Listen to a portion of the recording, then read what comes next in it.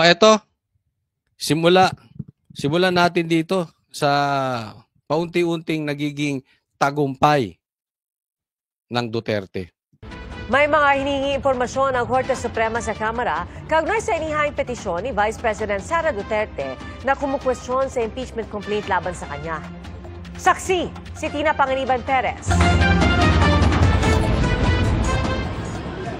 Ang gustong malaman ng Korte Suprema sa utos nito sa Kamara at Senado, ano na raw ang nangyari sa unang 3 impeachment complaint laban kay Vice President Sara Duterte. Eto, okay.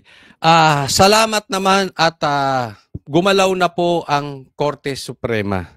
Ito po medyo, kung ako tatanungin, no, hindi naman tayo abogado, so hindi tayo expert pagdating sa batas. Pero pag tiningnan po natin at inisip natin, ako po medyo sumasama ang loob ko pagdating sa korte kasi napakabagal po ng kanilang responde sa mga nangyayaring pang-aabuso ng gobyernong ito. At ngayon, ito po ay naging lehitimong kahit maliit po ay tagumpay sa Duterte. Tagumpay po ito para doon sa mga inaapi kasi ito po ay hindi laban lang ng Duterte. Ito ay laban ng mga Pilipino na pinamumunuan at pinag-aabusuhan ng mga nasa poder na ginagamit ang kanilang kapangyarihan para apihin ang walang walang kasing kapangyarihan nila. Yung ayaw sa politika. Kasi sila ay nagkampi-kampi na po itong mga ito. So, sila talagang didiinan nila ang mga alam nilang magiging threat sa kanilang pananatili sa posisyon. Kaya pinagkakaisahan po ang Duterte at damay po dito ang bawat Pilipino. No? Kaya nga, itong impeachment na to, maraming salamat at gumalaw na po ang korte. At kung maaalala nyo po, ipaliwanag ko lang saglit, no? Doon sa mga hindi nakakaalam, ito po yung sinampa namin na reklamo sa Supreme Court. Naalala nyo yun? Ito ay televised ng mainstream media. Meron pa nga kaming interview rito. Ito po ay sa pamumuno ni Attorney Tolrion at saka ni Attorney Delgra. No? So, at marami pa, no? So kasama po tayo diyan, kasama si Boss Dada, kasama din dito si Banat Bay kaya lang hindi siya nagising ng maaga. Allergic sa maaga yun si Banat Bay. Maaga po kasi namin final to, napaka-antindi, no? But anyway, maraming salamat, sumagot na po ang Korte Suprema at ito po yung kinwe-question natin. At ito yung lagi ko pong dinidiscuss sa vlog ko. Ako, pabor ako sa impeachment ni BP Sara kasi alam ko maraming ipapakitang ebidensya si BP Sara. Pero hindi ibig sabihin pabor ako sa impeachment kay BP Sara ay lalabagin nyo na yung karapatan ni BP Sara. Naintindihan nyo? Magkaiba po ito, ha? Okay? Bakit ako pabor? Dahil alam ko, madidiin si Marcos dito. Mapipilitan si BP Sara ilabas lahat ng hawak niyang ebidensya na baho ni Marcos. And I'm sure marami yan. Maraming video po yan. No? So maglalabasan dyan. Pero, kailangan dumaan sa tamang proseso. Hindi po dapat nalabag ang karapatan ni BP Sara. At yan po ang kinwestiyon namin. Nalabag yung 1-year bar rule. Kasi dapat sa impeachment, isang beses ka lang masasampahan ng impeachment bawat taon. Yan po yung sinampa namin at ngayon, pinagpapaliwanag po ang Kamara patungkol dito. Ano na ang status ng 3 complaint? 3 complaint po yan eh. Hindi umusad. Yung pang-4 ang umusad na sinasabing kaya lang pumirma yung mga congressman ay binayaran at ang nagsabi niyan mismo kasamahan nilang si Chanco. So yung mga pumirma dyan, bayarang congressman. Yun ang sabi ni Chanco. Okay? So ibig sabihin, sa madaling salita, 4 yan. Anong nangyari dun sa 3? Ano yung dates nung tatlo?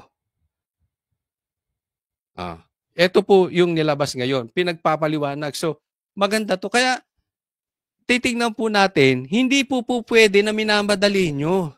Kasi pag minadali nyo yung mga bagay-bagay, halimbawa, sinabi nila, simulan na yung impeachment. Nag-rule out ang Supreme Court that is illegal. Di bali wala yung impeachment. Nagbida-bida lang itong mga animal na congressman na ito. Yung gusto lang sa TV, yung gusto lang ng grandstanding, sila lang ang nakinabang. Pero in the first place, mapapawalang bisa. Illegal pala. Kaya nga dapat masagot muna. Eto na nga yun. Buti na lang, mauutak ang mga senador. Hindi sila utu-uto, hindi sila nagpapahawak sa liig kay tambaluslos. Gaya ng iba dyan sa Kamara na isang ganun lang ni Tamba. Ganun na. Ano po yun? Tamba, sunod kami sa'yo. Buti ganun. Hindi tuta itong mga senador. Nag-iisip eh. Marami rin po kasing abogado sa Senado. Kaya alam nila. Hindi katulad nun, marami doon tuta. Lahat yung marami, hindi naman lahat, marami doon, talagang tagasunod lang ni Tamba. Gusto rin malaman ng kataas-taasang hukuman ang eksaktong petsa kung kailan inendorso ng mga miyembro ng Kamara ang mga impeachment complaint at kung ilang session days ang lumipas bago na-transmit ang mga ito sa Speaker of the House.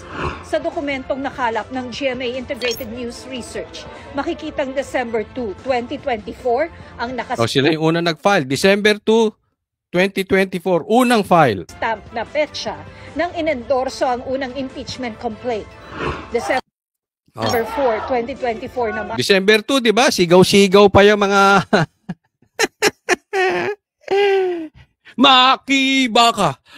Alam mo yung pasigaw-sigaw alam mo na agad this. Di ba? Kinikwento sa akin ni Ka Eric yan. Kahit si Ka Eric niloloko ka nga yung rally, yung pangangampanya namin sa Amerika. Galawang komunista. Niloloko si Ka Eric. Kasi yung mga pasigaw-sigaw niya, para Duterte!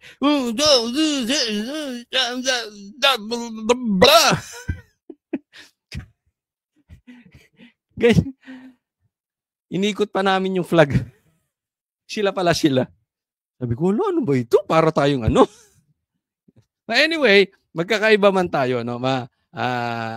Yung kaibigan natin yan si Ka Eric at talaga namang grabe ang pakikipaglaban yan sa Pilipinas, no? Pero aminado naman siya, nagaling siya dyan sa mga komunista, sa NPA. So, yung style, alam niya eh. At siya mismo sinasabi naman niya na eto yung mga style nila. Kita nyo? Anyway, December 4, pangalawang complaint. Ang second complaint at December 19 naman ang ikatlong complaint. Sunod-sunod, December 2, December 4, December 19 ang complaint. Sa katunayan, pinagtatawanan ko na nga si Castro dyan. Asa na, walang pumipirma. Takakatatlong complaint na kayo, papaabutin yung 100. Oo. Pagdating ng fourth complaint, biglang nagpirmahan. Yung pala magic. Magikero si Tamba. Naglabas ng pondo. Sino pipirma? Ngayon may nilalabas si Chanco. Ano yung nilalabas niya? Nagkakatakutan. Tinatakot siya. Papasuspindi siya pag nagsalita siya. Ganyan ang labanan. Alam namin yung style. Ginagawa kay Banat ba yan? Una, aalokin kang pera. Pang. Pag hindi mo tinanggap, tatakutin ka. Pag hindi ka nagpatakot, uulanan ka na ng demanda. Kaya ganyan, ang daming demanda ni Banat. Hindi niya tinanggap eh. Merong mga nag-alok sa kanya. Even sa Banateros. Bakbakan niyo si Sara. Kaya wala kaming katiwa-tiwala sa mga vlogger na hindi kayang banatan si BBM. Hindi kayang banatan si Tambaluslos. Hindi kayang banatan si Lisa. Ano yon? Meron kayo? Huwag nga kami. Huwag tayo magkalokohan. Naalok din kami ng mga ganyan. Kaya alam namin kumilatis kung sinong may ganoon. Kami? Banateros, kita nyo, kaliwat kanan, banat kay BBM. Pag mali, mali. Kaliwat kanan, banat kay Tamba. Pag mali, mali. Kaliwat kanan, banat pati kay Lisa. Pag mali, mali. Di ba? Hindi nyo kami kaya. O yun, puro demanda si Banat Bay. Nako. O sige, tuloy tayo. O. Complaint. Pero hindi na gumalaw ang mga ito matapos niyan. Hanggang sa umarangkada sa plenaryo ang fourth complaint noong February 5, 2025 kung kailan din na-impeach si VP Sara. Is there any objection? The chair hears none. The motion is approved. Bida si Tambaluslos. Ito si Tambaluslos. Naawa ako. Walang magmamahal dyan. Kung hindi ito magpapagalaw ng ano, ako wala akong tiwala talaga sa mga lalaking ginagamit ang pera para mahalin sila. Uy! May ganon. Hindi, di ba? May mga ganyan lalaki. Naku! Ganyan-ganyan si Tamba. Alisan mo ng pera yan. Tingnan mo, walang tropa yan. Unang tatlong reklamo, ipinag-utos namang i-archive na. Hinihingi rin ng Korte Suprema ang tugon ng Kamara kung may kapangyarihan ba ang Secretary General ng Kamara na magdesisyon kung kailan itatransmit sa Speaker ang impeachment complaints at kung may otoridad ang Secretary General na tumangging i-transmit ang mga ito. Kinumpirma ni House Secretary General Reginald Velasco na natanggap nila ang notice mula sa Korte Suprema kahapon at nabasa na ito ng ilang House impeachment prosecutor. Ayon sa tagapagsalita ng Kamara, isinangguni na nila ito sa Office of the Solicitor General at sisiguruhing may isusumitin nila ang tugon sa loob ng panahong itinakda ng Korte Suprema.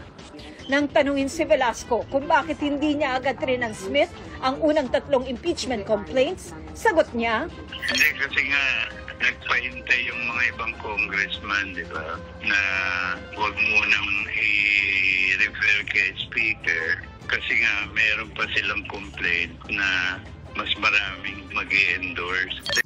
They requested me na maghintay lang for another complaint which will be endorsed by the required 1/3, 1/5 House member.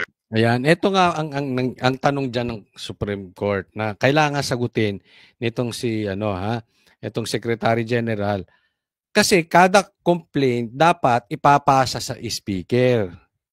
Ano daw ang anong basihan kung meron ba siyang otoridad na pagkatanggap ng impeachment complaint wag munang ipasa sa Speaker, mag-antay muna.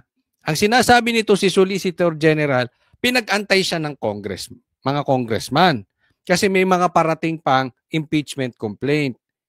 Yan nga po ang gustong masolusyonan muna ng Senado.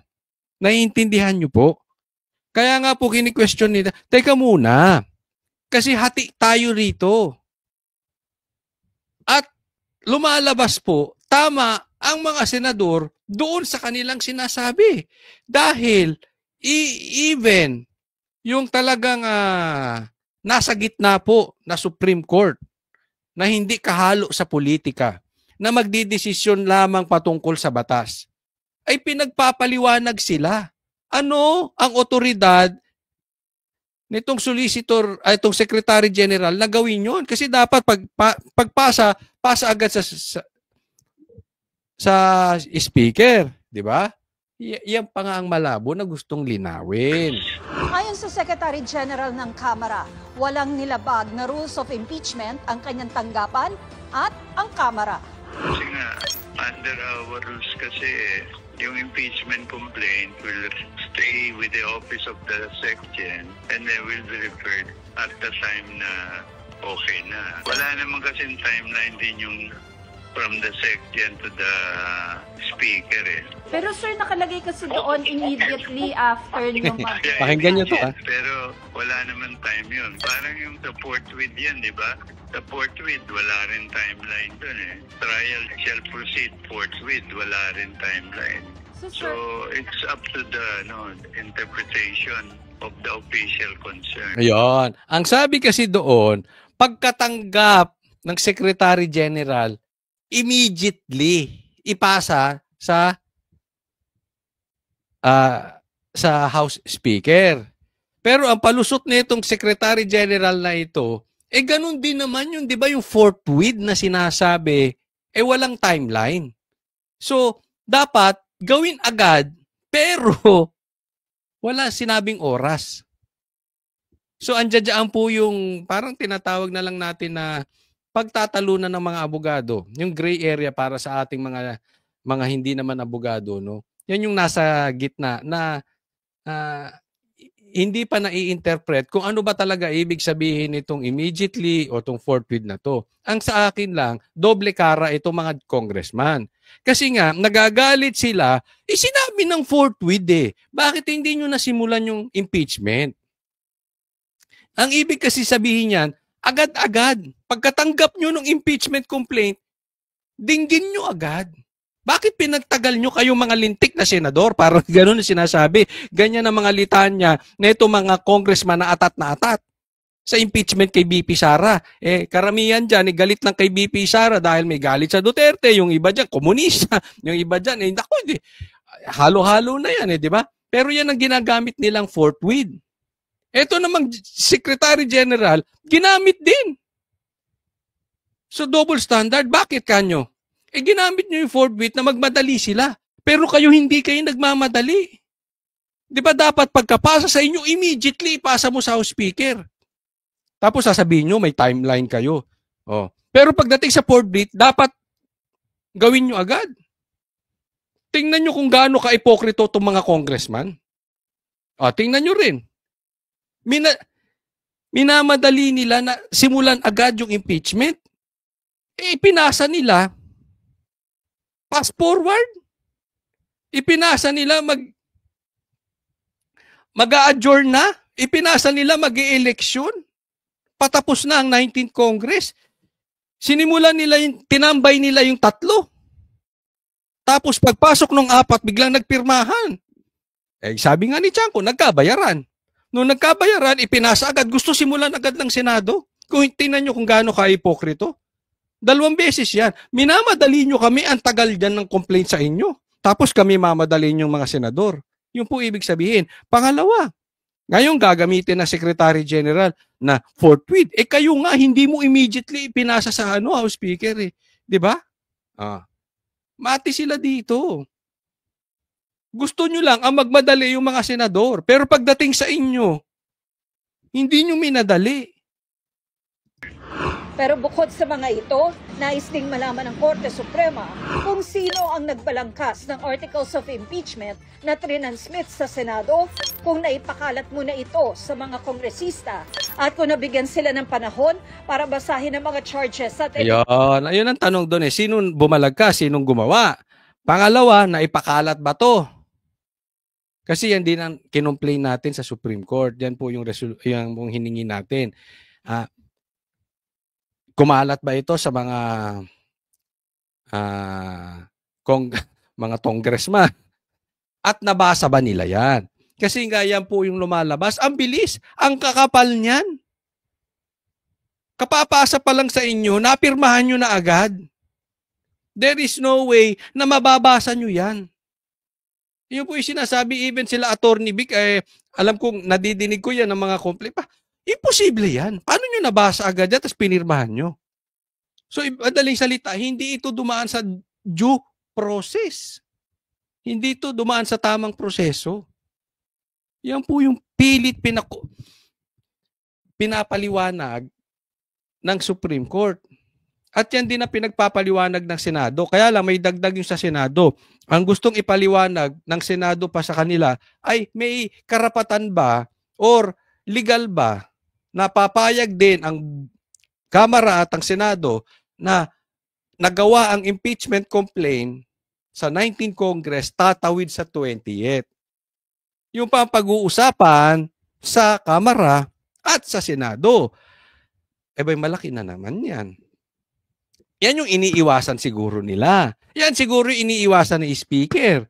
Kasi kung tatanungin na naman yan, sino ang papayag? Baka yung papayag, maghihingi na naman. Sinong papayag na itawid from 19th Congress to 20th Congress? Sino sa congressman? Kung susundan natin yung sinabi ni Chanco, di labasan na naman ng pera yan. Baka naubos na. Ganun din sa Senado. Baka hindi pumayag ang Senado. Tatandaan natin ang mga senador, hindi bobo. Yung mga senador ngayon, hindi katulad ng mga congressman na utu-utu lang. Yung iba na utu-utu lang kay speaker. Di ba? May sarili silang utak, hindi kaya hawakan sa leeg. So nagdedelikado sila. Yan yung isa pa sa mga pag-uusapan.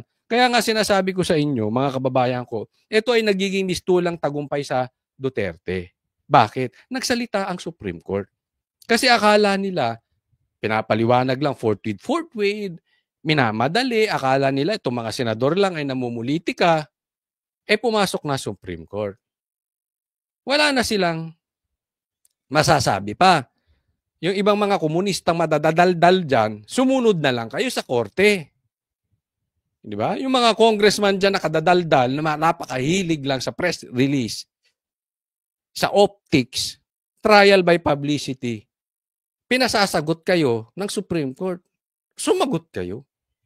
Di ba? Tama naman, hindi dapat ito basta pagalawin ng Senado. Kasi mako-question. Yan po yung sinasabi ni Attorney Cayetano. Kaya buti pa si Attorney Cayetano Si Senator Cayetano. Tama ang pag-iisip. Kasi kung sinimula nila yan at kinwestiyon din, baliwala. O, ito na nga. Bago nila ito susugan. Ang utos ng Korte Suprema ay tugon sa inihaing petisyon ng kampo ni Vice President Sara Duterte na kumekwestiyon sa ika-4 na impeachment complaint. Ayon sa isang kongresistang pumirma sa Articles of Impeachment, kabisado ng maraming kongresista ang Articles of Impeachment dahil galing yon sa mga pagdinig na kanilang isinagawa. Nabigyan din anya sila ng sapat na panahon para pag-aralan ng reklamo. Alam ko yung nilalaman ng impeachment. O, tignan nyo.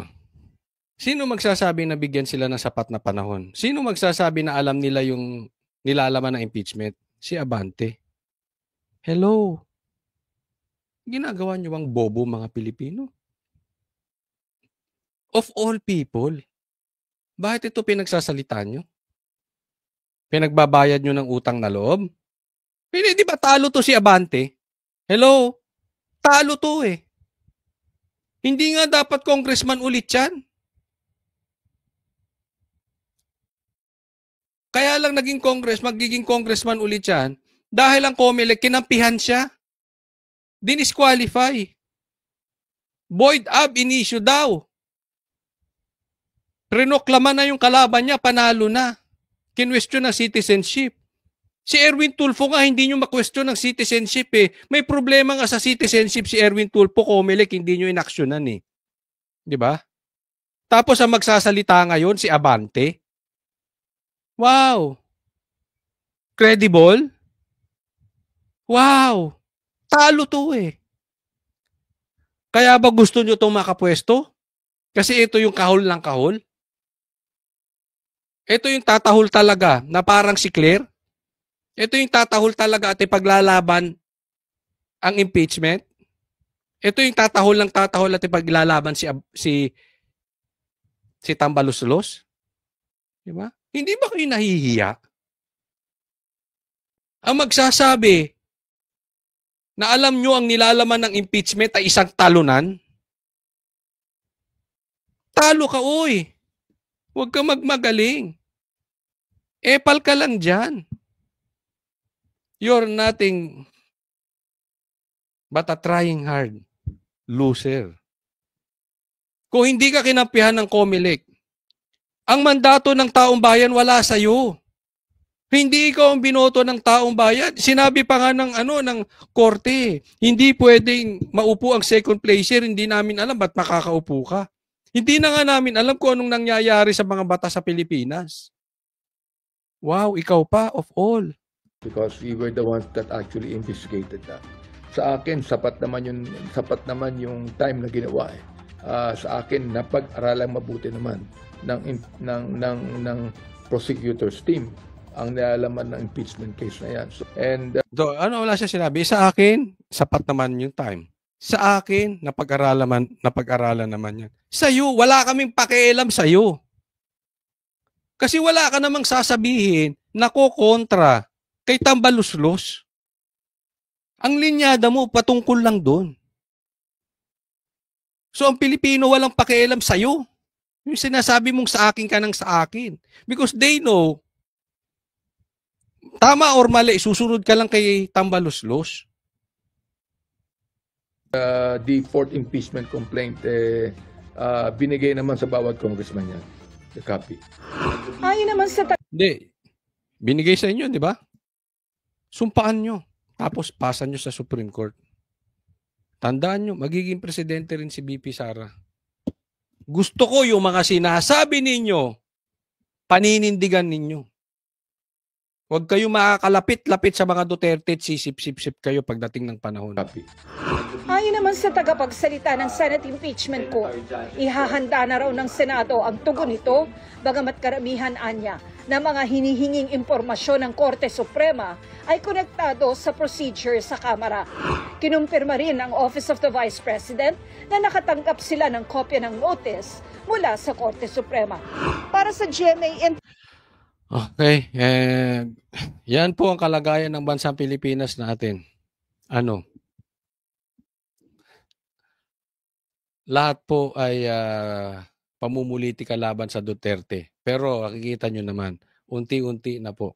Napupunta sa atin ang even yung Senate, no? Si Senator Cayetano nga ay gumawa ng resolution na i-release na rin si Tatay Digong interim release. I-release kahit man lang sa dahig, no, na kung saan siya ay madadalaw doon. No? So unti-unti